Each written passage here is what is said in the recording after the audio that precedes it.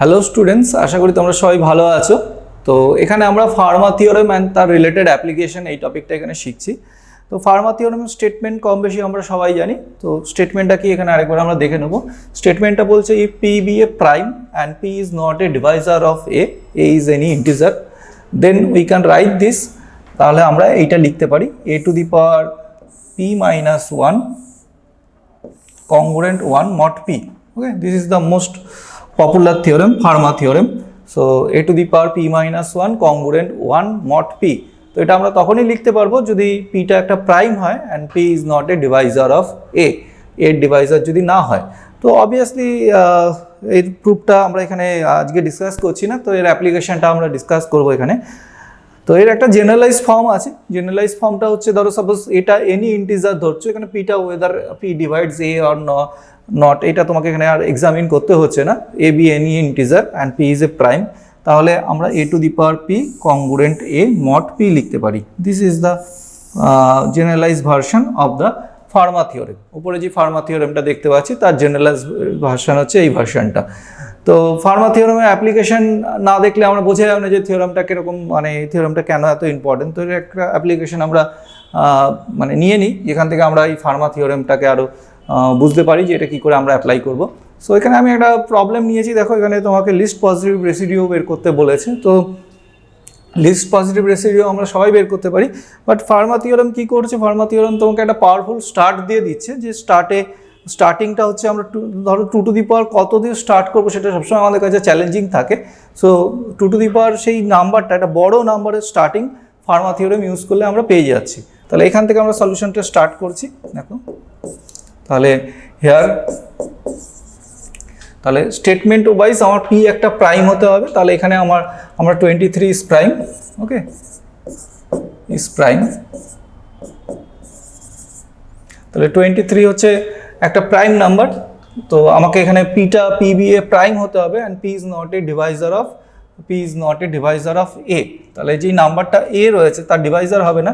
তাহলে and 23 is not a divisor of 2 এর Deviser না।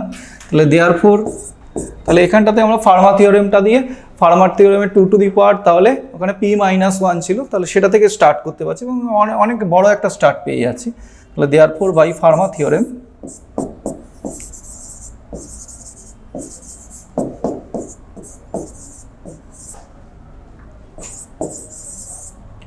we have 2 to the power 23 minus 1 congruent 1 mod 23। Okay, so 1 যদি পেয়ে যাই তাহলে তো আমাদের খুব অ্যাডভান্টেজ হয়, আমরা বোথ সাইডে ধরো হোল স্কোয়ার হোল কিউব যা প্রয়োজন হয় সেগুলো করতে খুব তাড়াতাড়ি পারি। তো আমাকে এখানে 2 to the power 41 আমাকে রিচ করতে হবে। তাহলে এটা আমরা 2 to the power 22 এখানে ক্রিয়েট হচ্ছে আমার, ওকে, কংগ্রুয়েন্ট 1 mod 23। তাহলে অবভিয়াসলি বুঝতে পারছো পরের লাইনে আমি বোথ সাইডে হোল স্কোয়ার করে দেবো। হোল স্কোয়ার যদি করে দিই 2 to the power 44 পৌঁছে যাবো। তো একটু অ্যাডজাস্ট করতে হবে, অ্যাডজাস্ট করলে আমরা অবভিয়াসলি সেখান থেকে আমরা রেজাল্টটাকে নিয়ে আসতে পারবো। সো নেক্সট লাইনে আমি এটাকে 2 to the power 22 এর হোল স্কোয়ার নিয়ে নিচ্ছি, congruent 1 square mod। This is the property of congruence, আমরা জানি। তো অবভিয়াসলি এটা লেখা যাবে, ওকে। তাহলে এটাতে অ্যাডভান্টেজ অনেক বেশি, সেই যে স্টার্টিংটা অনেক বেশি পাওয়া যায়, সেটাই হচ্ছে main advantage of Fermat theorem. এখানে একটা অ্যাডভান্টেজ দেখলাম, এরপরে অন্য প্রবলেমে যাচ্ছি আস্তে আস্তে। 2 to the power 44 congruent 1 mod 23, okay. So আমার 2 to the power 44 চাই না, আমাদের যেটা চাই সেটা হচ্ছে 2 to the power 41 চাই, মানে আমাকে 2 to the power 3 যেটা আছে সেটাকে এখানে বের করে নিতে হবে। তাহলে আমি এটাকে লিখতে পারি, this imply 2 to the power 41 into 8 congruent 1 mod 23, ওকে। তো নেক্সট কি করব এখানটাতে, দেখো তাহলে এখানটাতে আমার 1 রয়েছে আর এটা mod 23 রয়েছে। তাহলে 1 এর প্লেসে যদি আমি 24 লিখি তাহলে কারো কোনো আপত্তি থাকবে না, ইজিলি লেখাই যায়। তাহলে this imply 2 to the power 41 into 8 congruent 24 mod 23, okay। So খুব basic step. So this imply, so 24টাকে আমরা 8 যেই নাম্বারটা আছে এটা ক্যান্সেল করে দিতে পারি বোথ সাইড থেকে। ক্যান্সেল করলে বুঝতেই পারছো 8 ক্যান্সেল করলে 3 থাকবে। So 2 to the power 41 congruent 3 mod 23। তাহলে লিস্ট পজিটিভ রেসিডিউটা চেয়েছিল, কোশ্চেন এটাই ছিল। Therefore the least positive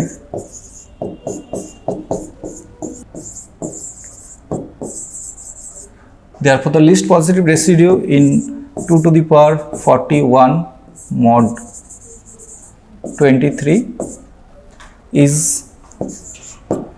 3. So this is the answer. তো এইভাবে আমরা মানে ফার্মা থিওরেমটাকে অ্যাপ্লাই করতে পারি। এটা ওয়ান অফ দ্য অ্যাপ্লিকেশন দেখালাম। তো আরেকটা অ্যাপ্লিকেশন দেখে নিই। এটা আরেকটা অ্যাপ্লিকেশন দেখো। তো এখানটাতে বলেছে যে পি একটা প্রাইম, পি গ্রেটার দ্যান 2, তার মানে পি হচ্ছে একটা অড প্রাইম। ওকে, তো ইভেন প্রাইম পসিবল না, ইভেন প্রাইম 2। তাহলে এই একটা রেজাল্ট, এটা কংগ্রুয়েন্স তোমাকে প্রুভ করতে হবে। তো এটা হচ্ছে আমার টার্গেট। তো এটা কীভাবে করবো? এটা ফার্মা থিওরেমটা অবভিয়াসলি ফার্মা থিওরেমটাকে ইউটিলাইজ করে করবো। এখানে ফার্মার জেনারেলাইজ থিওরেমটাকে নিয়ে কাজ করব। তো দেখো সলিউশনটা কীভাবে করছি বুঝতে পারবে।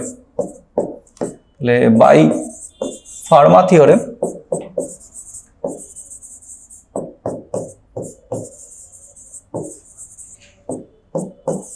we have, so Fermat generalize থিওরেমটাকে ইউজ করব আমি।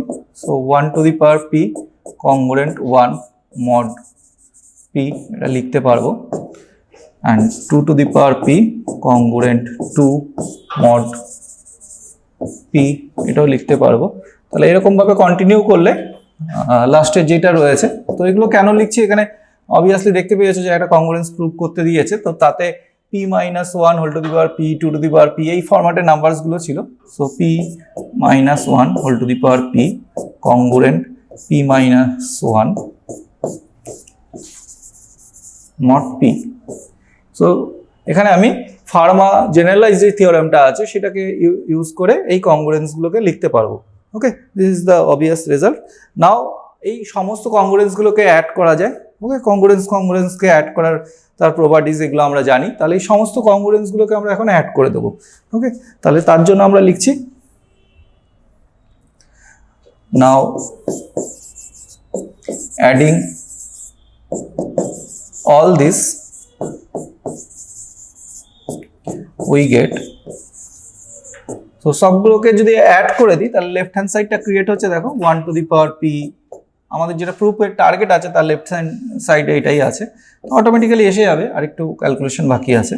So this is dot dot dot plus p minus 1 to the power p কংগ্রুয়েন্ট। আর কংগ্রুয়েন্টের পরে যেগুলো আসবে সেটা এখানে 1 তারপরে 2 এরকম টার্মসগুলো আসছে, means 1 plus 2 plus dot dot dot plus p minus 1। ওকে, মড p।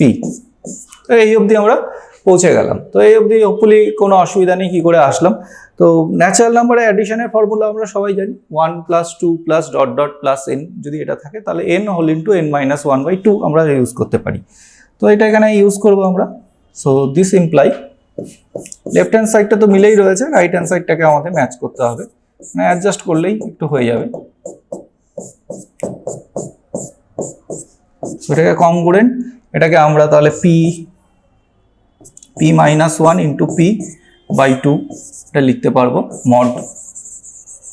Mod p। আচ্ছা, এবার গিভেন কন্ডিশনে খেয়াল করে দেখো p is a odd prime, এটা প্রোভাইড করা ছিল।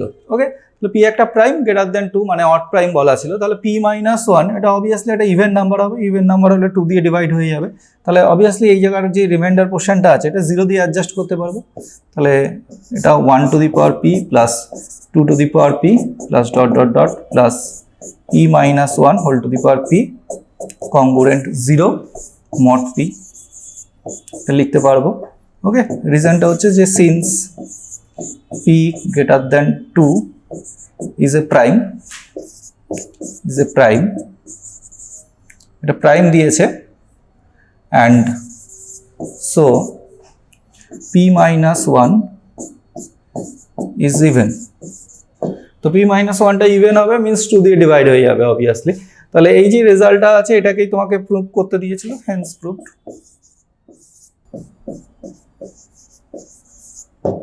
ওকে, তাহলে প্রুফটা ডান হয়ে গেল। তাহলে এখানে আমরা ফার্মা থিওরেমটাকে অ্যাপ্লিকেশন করলাম। আরেকটা অ্যাপ্লিকেশন দেখছি, ধরো এখানে আরেকটা কোশ্চেন নিয়ে নিয়েছি। এখানে বলেছে যে prove that the 8 power of any integer, যে কোনো একটা ইন্টিজার যদি কনসিডার করি তার 8 পাওয়ার, মানে suppose A is an integer, তাহলে a টু দি পাওয়ার 8 এই যে ইন্টিজারটা হবে সেটা অলওয়েজ এইরকম একটা ফর্মে আসবে। তো এটা এখানে শো করতে বলেছে। এই টাইপের প্রবলেম খুব ইম্পর্টেন্ট প্রবলেম, দেখবে প্রায় ইউনিভার্সিটি কোশ্চেন পেপারে এই টাইপের কোশ্চেন দেয় আমাদের। তাহলে দেখা যাক এটাকে কি করে আমরা সলিউশনটা করছি। তাহলে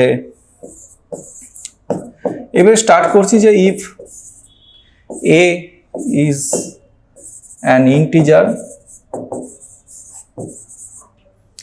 such that a to the power 8 is any integer is of the form 17k, আচ্ছা, is divisible by, এরকম ভাবে কনসিডার করছি, is divisible by 17। ওকে, 17 দিয়ে ডিভাইড হতেও পারে, নাও হতে পারে, না হলে সেটা আমি পরে আসছি আস্তে আস্তে। যদি ডিভিসিবল হয় such that a to the power 8 is divisible by 17, যদি ডিভিসিবল হয় দেন obviously a to the power 8 is of the form, মানে এটাকে আমরা 17k এই ফরম্যাটে লিখতে পারবো, যেখানে k obviously একটা ইন্টিজার।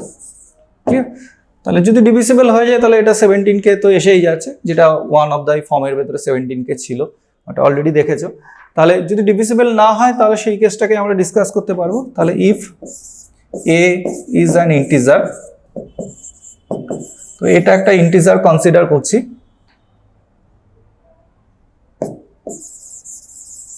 তো এখানে কনসিডার করছি a is an integer such that a to the power 8 is not divisible by 17। আচ্ছা, দেন কোনো পার্টিকুলার ওই এক লাইনে আমরা কোনো ফর্ম লিখতে পারবো না, বাট এখানে ফার্মা থিওরেমটা অ্যাপ্লাই করতে পারবো। কি করে দেখো, ফার্মা থিওরেমের স্টেটমেন্ট ছিল যে একটা প্রাইম হতে হবে, তো এখানে 17 অবভিয়াসলি প্রাইম আছে, এটা তোমরা অলরেডি খেয়াল করে দেখেছো। আর 17 একে ডিভাইড করছে না। ওকে, তো একে ডিভাইড করছে না মিনস হচ্ছে ফার্মা থিওরেমটা আমরা অ্যাপ্লাই করতে পারছি। দেন বাই ফার্মা থিওরেম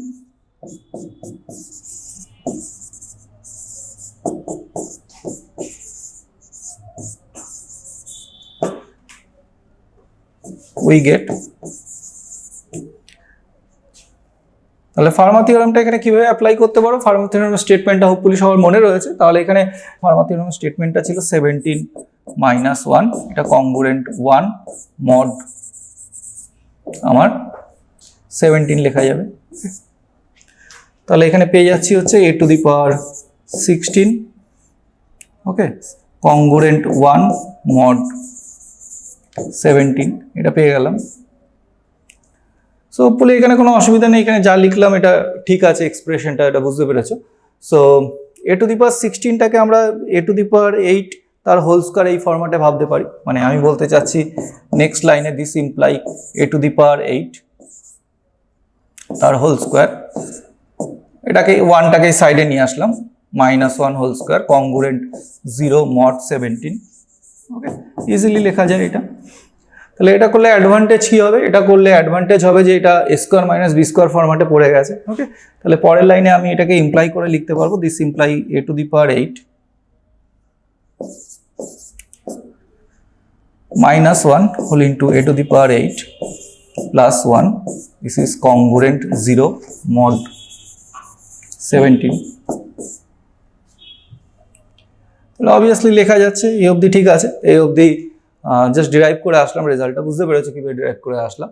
তাহলে এখানে ক্লিয়ারলি দেখতে পাচ্ছ যে 17 এই দুটো নাম্বারের প্রোডাক্টকে ডিভাইড করছে। তাহলে নেক্সট লাইনে আমি এটাকে ইমপ্লাই করে লিখতে পারি যে this imply 17 divide a to the power 8 -1 whole into a to the power 8 plus 1, এটাকে ডিভাইড করছে। ওকে, সো এখানে 17 যদি এই দুটোর প্রোডাক্টকে ডিভাইড করে তাহলে এই দুটোকে একসাথে ডিভাইড করতে পারে না। এবার অনেকের মনে হতে পারে যে কেন পারে না, ধরো সাপোজ এই দুটোকে যদি ডিভাইড করে তাহলে এদের কম্বিনেশন যেটা আছে সেটাকে ডিভাইড করবে। আমি কি বলতে চাচ্ছি একটু লিখে নিই তারপরে বোঝাচ্ছি। তাহলে দিস ইমপ্লাই 17 আইদার করে লিখছি, this imply either either 17 divide a to the power 8 minus 1 or 17 divide a to the power 8 plus 1. So এই দুটোকে একসাথে ডিভাইড করতে পারে না, এটা আমি একটু পরে জাস্টিফাই করে দিচ্ছি তোমাকে যে কেন পারে না। তো 17 যদি এই দুটোর প্রোডাক্টকে ডিভাইড করে তাহলে either 17 divide a to the power 8 minus 1 or 17 divide a to the power 8 plus 1। এবার কারণ হতে পারে যে আইদার আর কেন, বোথ কেন না, তো সেটাও এক্সপ্লেন করে নিচ্ছি। Because if 17 divide a to the power 8 minus 1 and 17 divide a to the power 8 plus 1, then 17 divide 2। ওকে, এবার মনে হলো যে তাহলে 2টা আসলো কোথা থেকে। ধরো সাপোজ আমরা একটা রেজাল্ট পড়েছিলাম, ধরো সাপোজ a ডিভাইডস কোনো একটা ইন্টিজার b কে ডিভাইড করছে অ্যান্ড a ডিভাইডস কোনো একটা ইন্টিজার আরেকটা ইন্টিজার c কে ডিভাইড করছে, তাহলে a divide bx plus cy, এটাকে অলরেডি আমরা এখানে শিখে এসেছিলাম। তাহলে a divide bx plus cy এটাও হবে। তাহলে এখানটাতে ধরো সাপোজ যদি 17 দুটোকেই ডিভাইড করে, ওকে, মানে এইটাকেও ডিভাইড করছে এটাকেও যদি ডিভাইড করে, তাহলে এইটার সাথে x নেব, xটাকে ধরো আমি -1 চয়েস করলাম আর yটাকে আমি 1 চয়েস করলাম, তাহলে 17 অবভিয়াসলি ডিভাইড 2 কে ডিভাইড করবে। ওকে, তাহলে ওখান থেকে আমরা 7 দেখতে পাচ্ছি যে 17 2 কে ডিভাইড করে, which is not possible,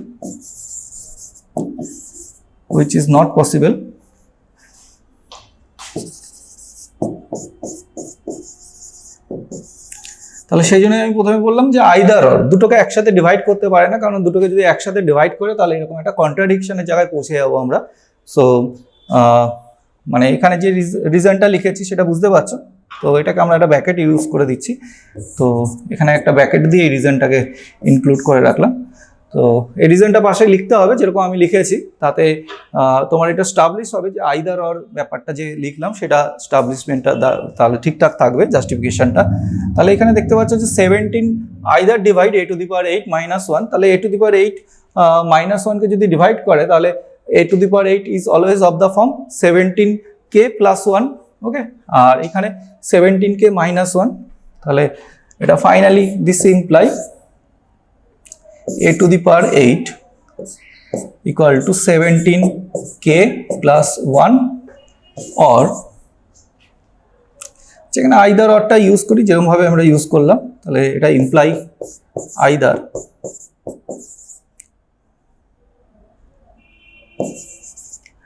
a to the power 8 equal to this or a to the power 8 this is equal to 17k minus 1। ওকে, এখান থেকে পাচ্ছি 17k minus 1 for k belongs to z integer।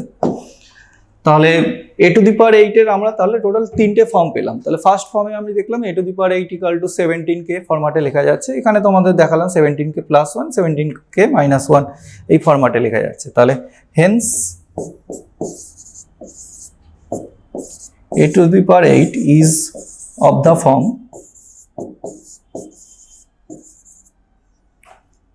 17k, 17k plus minus 1 where k belongs to z। ওকে, তাহলে এটাই আমাকে prove করতে দিয়েছিল। তাহলে finally লিখে দেবো যে দিস কমপ্লিটস দ্য প্রুফ।